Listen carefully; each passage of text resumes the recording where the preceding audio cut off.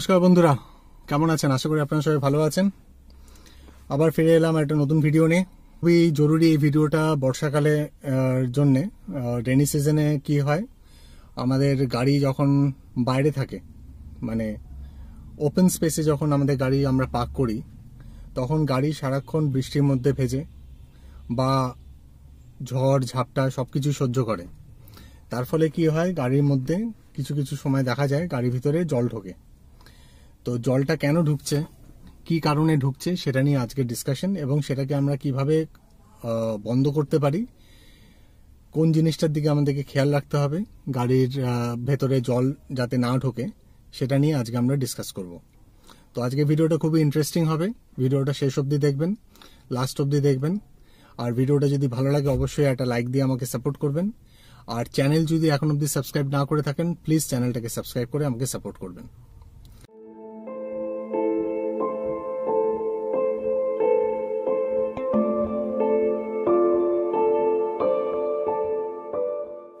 গাড়ি যখন পুরনো হয় তখন দেখবেন গাড়ির এই যে ওপরের যে পোর্শনটা, এই উইন্ডস্ক্রিনের ওপরে ভেতর দিক থেকে দেখবেন মাঝে মাঝে এই সমস্ত জায়গা দিয়ে জল গড়িয়ে গড়িয়ে পড়ে।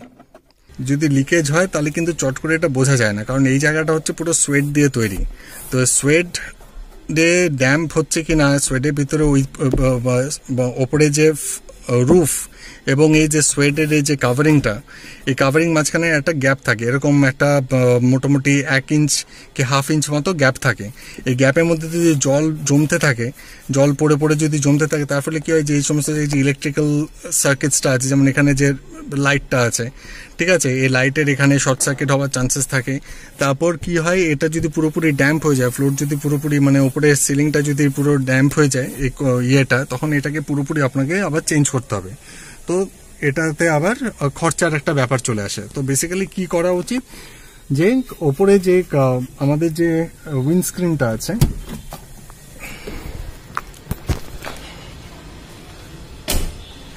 এই যে উইন্ডস্ক্রিনটা আছে আর এই যে মেটালের যে রুফটা, এর মাঝখানে যে গ্যাপটা আছে, এই গ্যাপের এখানে যদি আমরা যদি কোনো একটা সিলেন্ট লাগিয়ে দিতে পারি, ওয়াটারপ্রুফ সিলেন্ট, তাহলে এই সমস্যাটা থাকে না। কারণ যতক্ষণ আমাদের গাড়ির পেইন্ট ঠিকঠাক আছে ততক্ষণ রাস্টিং হওয়ার চান্সেসটা থাকে না। তার ফলে কী হয়, জল যদি পড়ছে, জল সেটা আস্তে আস্তে ড্রেন আউট হয়ে এদিক দিয়ে বেরিয়ে যাচ্ছে। এই যে এই জায়গাটা দিয়ে ড্রেন আউট হয়ে জলটা বেরিয়ে সোজা আপনার এখান দিয়ে বেরিয়ে পুরো নিচে এখান দিয়ে বেরিয়ে যাচ্ছে এখান দিয়ে।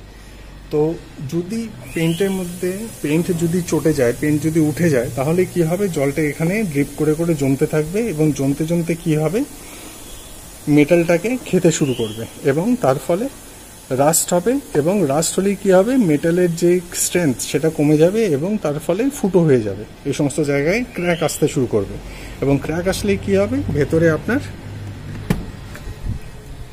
এখান দিয়ে আপনার জল লিক করা শুরু করবে। এই দিকটা বিশেষ করে, তারপর এই দিকটা, এই সমস্ত জায়গাতে আপনার জল লিক করতে শুরু করবে এবং পুরো এই জায়গাটা আপনার ড্যাম্প করে দেবে।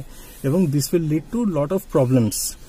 অনেক সমস্যা আসবে in due course of time. যেমন আপনারা দেখবেন হঠাৎ একদিন দেখবেন যে লাইট কাজ করছে না, আপনার ইলেকট্রিক্যাল ফাংশনসগুলো ঠিকঠাক কাজ করছে না, তখন আবার আপনাকে এগুলোকে সব খুলে নিয়ে সার্ভিস সেন্টারে গিয়ে এগুলোকে খুলে নিয়ে আবার নতুন করে এগুলোকে রিপেয়ার করতে হবে এবং এগুলোকে ফিক্সিং করতে হবে।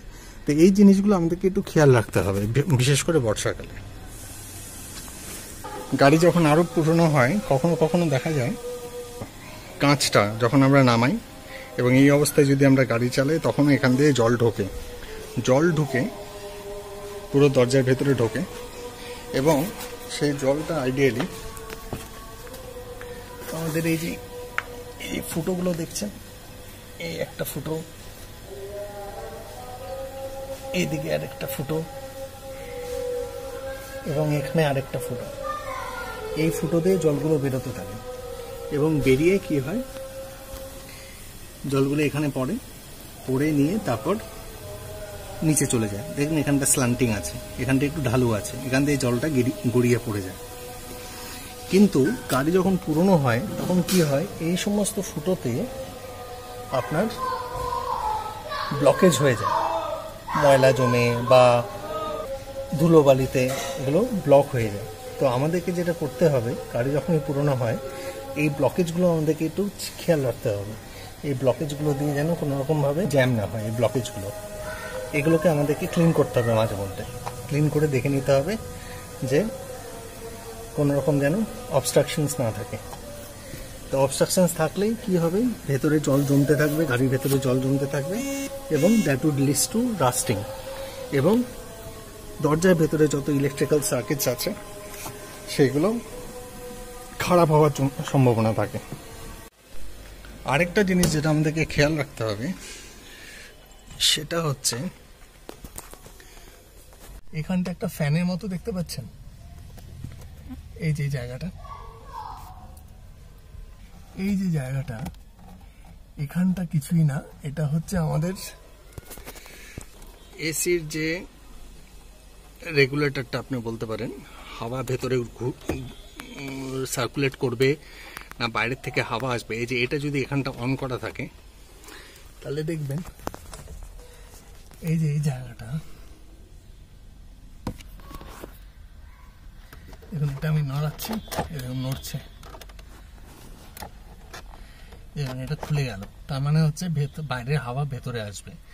এবার যদি বৃষ্টি বাদলের দিন যদি আপনার বনেটের ভেতরে যদি কোনো রকম ব্লকেজ থাকে, তাহলে এটা যদি অন থাকে তাহলে বাইরের জল ভেতরে ঢুকবে, এবং ঢুকবে কোন দিক দিয়ে, এই দিক দিয়ে ঢুকতে শুরু করবে, এই জায়গাটা দিয়ে ঢুকতে শুরু করবে জল, ঢুকে এটা এখানে গড়াতে থাকবে, আর এই সমস্ত জায়গাগুলো দেখবেন ড্যাম্প হয়ে গেছে আপনার। তো এটাকে কিভাবে এখান থেকে জল পড়াটা বন্ধ হয় সেটা আমি আপনাদেরকে দেখাচ্ছি। এখন বন্ধ করে দিই। আমরা প্রথমে বনেটটা খুলি,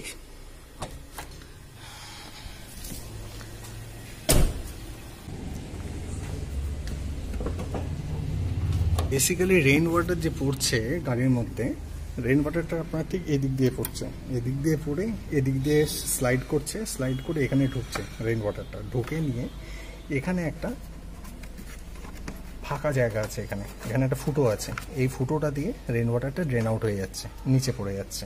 কিন্তু এখানে যদি আপনার পাতা টাতা কিছু যদি জ্যাম করে দেয়, কিছু ব্লকেজ করে দেয়, তো রেইন ওয়াটারটা তাহলে এখান দিয়ে বেরোতে পারছে না।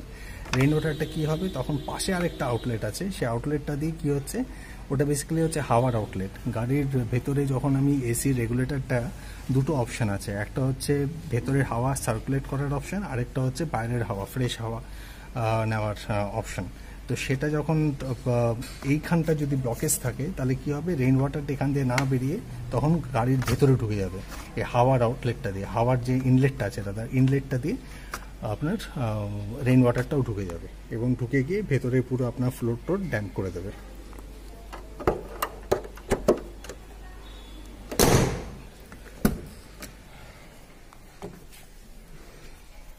দিক দিয়ে আপনার পুরো ড্যাম্প হয়ে যাচ্ছে, এখান দিয়ে ঢুকবে রেইন ওয়াটারটা।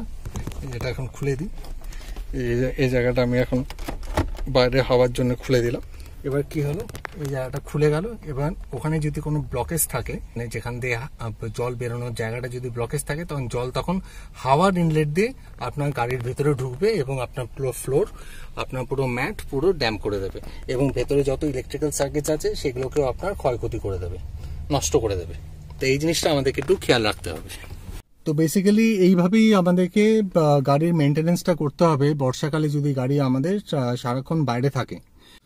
তো বন্ধুরা, আশা করি বুঝতে পারলেন কি কি জিনিসের দিকে আমাদেরকে খেয়াল রাখতে হবে স্পেশালি এই বর্ষাকালে। আর যাদের গাড়ি সারাক্ষণ বাইরেই থাকে, যারা আমরা সারাক্ষণ বাইরেই গাড়ি রাখি, তো অনেকে হয়তো বলতে পারেন যে আমরা তো গাড়ি কাভার করে রাখি, তো সেখানে সে সমস্যা হওয়ার চান্সেসটা কম।